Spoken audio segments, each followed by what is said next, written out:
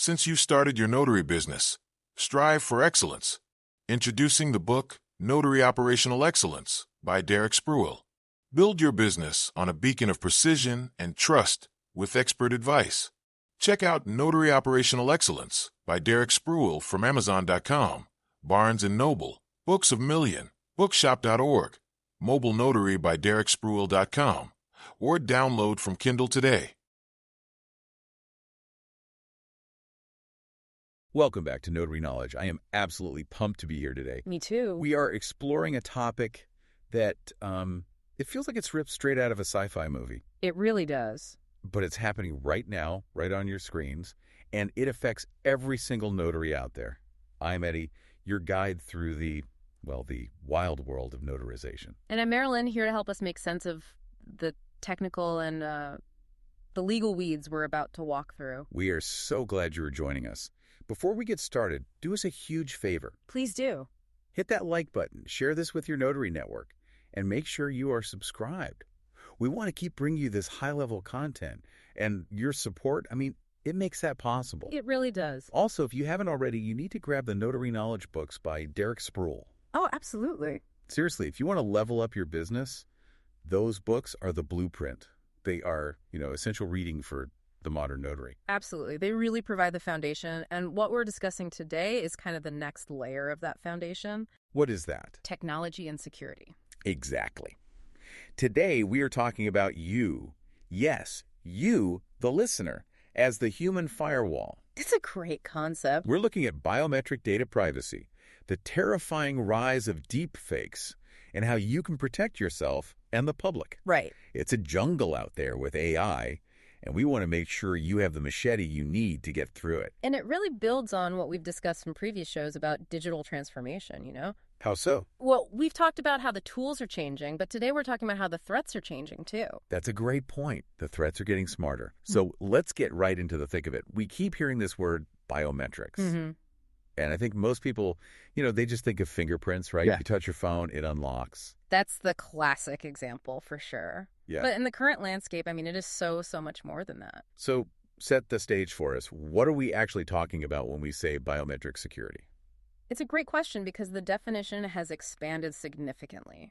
At its core, biometrics is about moving beyond what you know, like a password or a PIN to who you are. Right. What you know can be stolen. Exactly. Passwords can be stolen, PINs can be guessed, but your biological traits are theoretically immutable. They don't change. Immutable. I like that word. Yeah. It means I can't just wake up with a new face, usually. Exactly. So while we used to rely on physical presence to verify who someone was, The old way. In person. right, we are now shifting to electronic presence, and technology has to bridge that gap that distance creates. So it's more than just fingerprints. Oh, way more. We are talking about retina and iris scans, voice prints, facial geometry. Total geometry. Yeah, the distances between your eyes, nose, mouth, and even hand scans.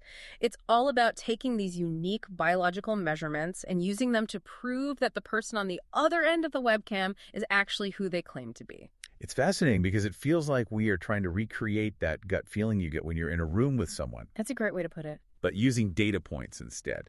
But here's what I've always wondered. Okay. If I'm doing a remote online notarization, or RON, and the computer is scanning someone's face, what is preventing a fraudster from just holding up a high-resolution photo of the victim Yeah. or playing a video on an iPad in front of the camera? That is the million-dollar question, and it brings us right to the concept of liveness detection. Liveness detection. This is the front line of biometric security, and the industry has really split this into two categories: active liveness and passive liveness. Okay, break that down for us. Yeah. Active versus passive. Yeah. What's the difference? Okay, so active liveness is the old way. Though it's still used, it requires the user to do something. Like an action. An action, yes. The system might say blink 3 times, or turn your head to the left, or smile. Right, I've definitely seen that. It feels like a game of Simon Says with your computer. It does. And the pro of active liveness is that it makes the user feel like a security check is happening. It's very visible, very obvious. So it gives them some confidence. It can. But there are two big problems. First, it creates friction. Friction. It's annoying. If you're an elderly signer or someone who isn't super tech savvy, having a computer bark orders at you to move closer or blink now, Yeah. it can cause you to just abandon the session. Oh, totally. It's stressful. You're already nervous about signing a mortgage or something important, and now you have to perform for the camera. Precisely. But the second problem is actually a massive security flaw. Really? How? By telling the user what to do, you are telling the fraudster exactly what to fake. Oh, wow. If the prompt is smile, a sophisticated fraudster can program an AI avatar to smile on command. You're literally giving away the test questions before the exam. That makes total sense. If I know you're going to ask me to turn left, I can prepare my fake video to turn left at that moment. So, what's the alternative? The alternative, and where the whole industry is moving, is toward passive liveness. Passive. This happens completely in the background. The user doesn't have to do anything but look at the camera. So it's seamless. Totally seamless. It takes maybe 10 to 15 seconds. But wait, if they aren't moving, how does the computer know they aren't just a photograph or a still image on a screen? This is where the tech gets really, really cool. Passive liveness algorithms analyze things the human eye can't even perceive. Like what? Well, for one, they look for skin texture analysis. Real skin reflects light very differently than a screen or photograph does. Okay, that makes sense. They also look for micro movements. Even when you think you're holding perfectly still, you aren't. Your head sways, you blink, you breathe. And a photo doesn't. A photo doesn't. And some of these systems, the really advanced ones, use spectral analysis to actually detect the blood flow under the skin. Wait, what? The webcam can see my blood flow. In a sense, yes. It detects the subtle microscopic color changes in your skin as your heart beats. So it's looking for a pulse. It's looking for a pulse. A photograph doesn't have a pulse. A silicone mask doesn't have blood flow. It also uses depth sensing to ensure the face is 3D, not a flat 2D image. That is incredible. So it's less about do a trick for me and more about... Are you a biological living organism? Exactly. Yeah. And because it's passive, the fraudster doesn't know what to fake. Precisely. The fraudster doesn't know what the system is looking for. They don't know if it's checking for skin texture this time, or depth, or reflections in the eyes. It's much harder to reverse engineer. Is that where those flashing lights come in? I think I've read about that. Yes. That's why you see technologies like Flashmark, where the screen flashes a sequence of colored lights on your face. So it's like a reflection test. It is, yeah. If you hold up a photo of a person, the light reflects off the glossy paper or the screen pretty evenly. Right. It's a flat surface. But if it's a real face, the light reflects off the curves of the nose, the forehead, the chin, all differently. It builds a 3D map based on how that light bounces back. It's very effective against those presentation attacks you mentioned. It's amazing how fast this is all moving. It's going from, is this a valid ID, to, like you said, is this a living human being? It has to. But even with all this tech, there's a new boogeyman in town. We can't open a news app without reading about it. Deepfakes. It's the buzzword of the decade. It really is. And I think for a lot of notaries, it feels like this, this insurmountable threat. Like, how am I supposed to compete with a supercomputer that can clone a face? I get that. But looking at the research we have, there's a bit of a reality check we need to have here, isn't there? There is, and it's really important we don't panic. First, let's define what a deepfake is in this context. Okay. We are talking about synthetic media where AI replaces someone's likeness and voice. So face swapping on steroids. Essentially. And in our world, there are two main ways this attacks a notary session. One is video injection. Video injection. This is where the hacker bypasses the physical webcam entirely. So instead of the camera seeing the room, they feed a pre-recorded or an AI-generated video directly into the Zoom or the ARN platform. So the camera is just playing a movie file from their computer. Correct.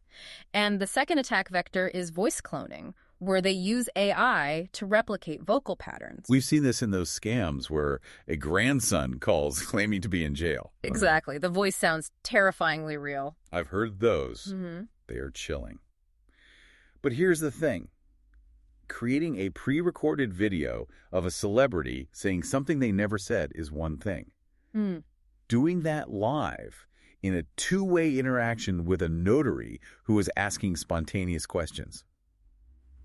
That's a whole different ballgame, isn't it? It is vastly more difficult. This is where we talk about the uncanny valley. The uncanny valley. In a live session, there is latency. There is lag. Yeah. If I ask you to raise your right hand and the AI takes 3 seconds to render that movement, you're going to notice. You're going to notice. Or if the lighting on their face doesn't perfectly match the lighting in the background of their room. The mask slips. The digital mask slips. Exactly. You might see a little glitch around the jawline when they turn their head. You might notice the blinking is too perfect or too rhythmic, not natural. And syncing of microexpressions, the way your eyes crinkle when you genuinely smile, that is incredibly hard to render in real time without massive, massive computing power. So while the tech is scary, it's not quite at the level of a flawless live interactive fake. Not yet, anyway. Not for the average fraudster. And honestly, looking at the data, are deepfakes actually the biggest threat to notaries right now? This is the most important takeaway for our listeners. No, they aren't. Okay, say that again. They are not the biggest threat right now. The real fraud is usually much lower tech. Because fraudsters are lazy. They are. They prefer the path of least resistance. Why spend thousands of dollars on a high-end AI rig to generate a deepfake when you can just print a fake ID on a decent printer and hope the notary is tired or rushed? Right. The simple stuff still works. It does. We call them paper-thin IDs, or simply lying about a birth date during questioning, hoping you won't check it against the ID again. Or the classic bad connection excuse. Oh, sorry, my camera's blurry. I have bad Wi-Fi. Exactly. That is a huge red flag. If the image is blurry, you cannot verify the security features of the ID. That's not a tech problem. That's a procedure problem for the notary. And it all comes down to social engineering. It always does. Pressure tactics, deception, rushing the notary, that is still far more dangerous than any AI avatar. I love the example of the signer who drifts out of frame. They say, hold on, let me get a pen, and they dip out of view for a second. In a Ron session, that's a major break, right? A break in the chain of custody of the signer. It is. If they leave the frame, you don't know who came back, or if they swap seats with someone else in the room. These are human behaviors that a notary has to catch. It's all about awareness. It is. Technology is a shield. It can detect the liveness. It can validate the ID credential, but the notary is the sword. I like that. The notary is the sword. You are the one who has to say, stop, something isn't right here. That's empowering. Yeah. It's not about being an IT expert or a computer scientist. It's about trusting your gut. If there are glitches, if the person lacks focus, if they look like they're reading a script. Or if they look like they're waiting for a translation. Sometimes there's a lag because someone off camera is feeding them answers. Right. The puppet master in the room that you can't see. Exactly. A careful review saves more deals than software alone. If it feels off, pause the session. So what do you do? Ask a question that requires a complex, non-scripted answer. Hey, tell me about this property. How long have you lived there? An AI or a fraudster with a script might struggle with that kind of casual, non-linear conversation. That is such actionable advice. Don't just follow the platform script. Be a human being. Because that's the one thing the fraudster can't easily replicate. Fantastic. Okay, we've talked about the tech, the biometrics, the liveness detection, the deepfakes, but now we have to talk about the rules. Rules. Because with great power comes great liability. It's the double-edged sword of data. We need to collect this biometric data to verify identity, but that data is incredibly sensitive. If you lose a password, you change it. If you lose your face, you can't just get a new face. Unless you're in a movie. But let's assume our listeners aren't. Let's assume they are not. This brings us to the legal landscape. Now, we aren't going to get into specific state statutes for every single listener. That's impossible. Right. Keep it broad. But we have to look at the broad principles. And really, a lot of the conversation today starts with Illinois and BIPA, the Biometric Information Privacy Act. PA, hey. Okay. And even if you aren't in Illinois, you need to pay attention to this, right? Absolutely. BPA is considered the template for the nation. It is the strictest law on the books, and because digital data crosses state lines constantly, it affects everyone. It affects everyone. Many companies just adopt BPA standards globally to be safe. Plus, other states are creating their own versions, and let's not forget that GDPR in Europe treats biometrics as special category data. So it's the gold standard for this kind of regulation. For now, yes. So what does BPA actually say? What are the rules of engagement? Ideally, it's about consent and transparency. You cannot collect a biometric identifier, a fingerprint, a face scan, a voice print, without written notice and informed consent. So you have to tell them up front. You have to tell the signer what you are collecting, why you are collecting it, and how long you are going to keep it. And you can't sell it? No, strictly prohibited. You can't profit from it. You can't sell that face data to an advertiser or anyone else. And there are limits on how long you can keep it. Yes. There are retention schedules. You can't keep it forever. Usually it's until the initial purpose is satisfied or within 3 years, whichever comes first. But here is why BIPA keeps general counsels up at night. The fines. I've heard the term annihilative liability. That sounds intense. It is. The law allows for a private right of action. What does that mean? It means individuals can sue, not just the state's attorney general, and the fines are $1,000 for a negligent violation and $5,000 for a reckless one. That doesn't sound like that much for a big company. It doesn't, until you do the math. The courts originally interpreted this as per scan. Per scan. Per scan. So if an employee scans their fingerprint to clock in for work 4 times a day for 5 years, you can see how that adds up. That's thousands of violations for one person. Yes, we're talking potential judgments in the billions of dollars for large companies. Yikes. Okay, I see why annihilative is the word. Thankfully for businesses, there have been some legal updates that limit this liability to 1 violation per person rather than per scan in certain contexts. So they pulled it back a bit. They did, which saved a lot of companies from bankruptcy. But the pressure is still on. You cannot be lax with this data. So for the notary listening who runs a small business or maybe a mid-sized agency, how do they stay safe? I mean, we aren't software engineers.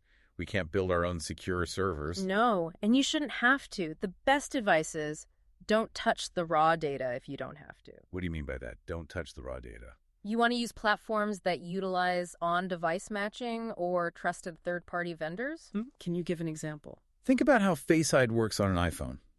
Your fingerprint or your face data stays on a secure chip in your phone. It doesn't go to Apple's server. Right. The phone just sends a yes or no signal to the app that's asking for authentication. Ah, I see. So the Notary platform gets a thumbs up that it's me, but they never actually possess the file of my retina scan. Exactly. If you don't have the data, you can't lose the data in a breach. And you want to ensure your vendors, the RON platforms you use, are MISMO certified. We'll get to that in a minute. We will. But compliance is about vetting your partners. And transparency seems key. Just telling the signer what's happening. Always. To verify your identity, this software will now scan your face to match it to your ID. Most people are used to this now because of banking apps and airport security. Right. It's becoming common. But you still have to say it. Compliance isn't just red tape. It builds trust. When a client sees you take their privacy seriously, they respect your professionalism. That's a great way to look at it. It's a feature, not a bug. You are listening to Notary Knowledge. We've talked about the law. Now let's talk about the standards. We mentioned MISMO earlier. Let's break that down. MISMO. It stands for the Mortgage Industry Standards Maintenance Organization. It sounds a little dry. It sounds dry, but they are the guardians of the galaxy when it comes to digital mortgages. I love that. Guardians of the Galaxy for loan docs. If a platform is MISMO compliant, it means they have undergone rigorous, and I mean rigorous, vetting. So they've been put through the ringer. Completely. They've proven they can handle credential analysis. They have top-tier security protocols. They have audit trails for everything. As a notary, using a MISMO-compliant platform is your first line of defense. So it shows you're using tools that are up to snuff. It shows you're using tools that meet the industry's highest bar. And connected to that is this acronym I keep seeing, NIST-IL2. It sounds like a robot from Star Wars. It does. C-3PO's cousin. So what is it? NIST is the National Institute of Standards and Technology. They set the federal standards for everything, including how we prove who we are online. And IL2. It stands for Identity Assurance Level 2. Okay, translate that for us. What does that mean in practice? It's the standard for high assurance identity proofing. It basically says you need valid evidence, a driver's license, PLS, a biometric comparison, like a selfie, to prove the person holding the ID is the owner. So 2 factors. At least 2. And it is moving us away from the old standard, which was KBA knowledge-based authentication. Okay, this is a hot topic. KBA versus biometrics. For years, KBA was the king. It was the only game in town. What was the monthly payment on your 2014 Honda Civic? Right. Or which of these addresses did you live at in 1999? I hate those questions. Sometimes I don't even remember the answer myself. And that's one problem. Legitimate signers fail them all the time. But the bigger problem is that fraudsters pass them. Because the data is out there for sale. All of it. The answers are on the dark web. Or, in family fraud cases, which are shockingly common, a son knows his father's mortgage payment. A spouse knows all the previous addresses. And what you know. And what you know can be shared or stolen. Whereas who you are, Yeah. your face is much harder to steal. Exactly. Biometrics provides a much stronger, more reliable link between the identity and the person. You can't easily fake a face scan in a way that passes a sophisticated liveness check. Now, this is where it gets interesting. We're seeing a trend in some states, a real push, where they are allowing online notaries to use biometric authentication instead of KBA. It's a huge shift. As long as the system meets certain standards. Right. And it offers a more secure and, frankly, more user-friendly experience. And more pop quizzes. No more pop quizzes. It acknowledges that biometric technology has matured to the point where it might be superior to asking questions about credit history. It gives notaries flexibility to serve elderly or high-risk clients who might struggle with a timed quiz but can easily look at a camera. It really highlights the difference between validation and verification. Yeah. I think people confuse these terms all the time. They do, and it's a critical distinction. Let's clarify. Please. Validation is asking, is this ID real? Is this a genuine driver's license, or is it a Photoshop job? That's credential analysis. Okay, checking the document. Verification is asking, is the person holding it the true owner? Does the face in the webcam match the face on the ID? Checking the person. And you must do both. Right. One without the other is useless. Completely useless. Verifying that a person matches a fake ID is useless. Validating a real ID held by an imposter is useless. You need the two pieces of the puzzle to lock together perfectly. And that brings us right back to our theme, the human firewall. Mm-hmm. All this tech MISMO standards, NIST levels, biometric scans, it's all just data delivered to you, the notary. That's the inspiring part of all of this. Technology is a tool. It gives you a pass or fail score from the system, but you make the final decision. The buck stops with us.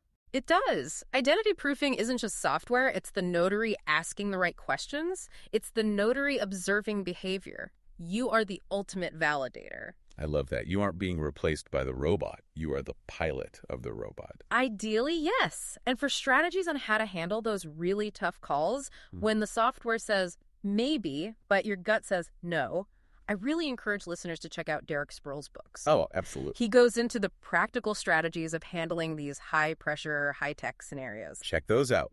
We're going to take one more quick break, and when we come back, we are opening the mailbag. We've got some crazy stories from you guys about sticky situations. Stay tuned. Welcome back to the final segment of Notary Knowledge. This is my favorite part of the show. Mine too. Good question. What would you do? We asked you to send in your trickiest, weirdest, or most stressful scenarios, and you delivered. I love hearing these because it just proves that being a notary is never, ever boring. Never. Okay, scenario 1 comes from Steve in Ohio. Okay, Steve. Steve writes, I did a signing at a funeral home for the funeral director. It was dead silent. What's the creepiest vibe you've ever had? Oh, wow. Steve is starting us off with a heavy one. I mean, talk about reading the room. Dead silent. Pun intended, Steve. You know, I've done hospital signings, which have a similar weight to them. Sure. But a funeral home. Yeah. The vibe is definitely professional reverence. You have to be so careful with your tone. So what would you do? Do you try to break the ice with a joke? Oh, absolutely not. In that environment, silence is respectful. You mirror the energy of the client. That's good advice. Mirror their energy. If they are somber and quiet, you are efficient and quiet. You don't need to make small talk about the weather when you're, surrounded by caskets. Yeah, that's a good call. Professionalism is the shield. You go in, Right. You execute the documents, you're respectful, and you get out. But yeah, creepy vibes. That's part of the mobile notary hustle. You go where the people are. Even if the people are. But yeah, checking out. Okay, moving on. Scenario 2. This is from Celebrity Chaser.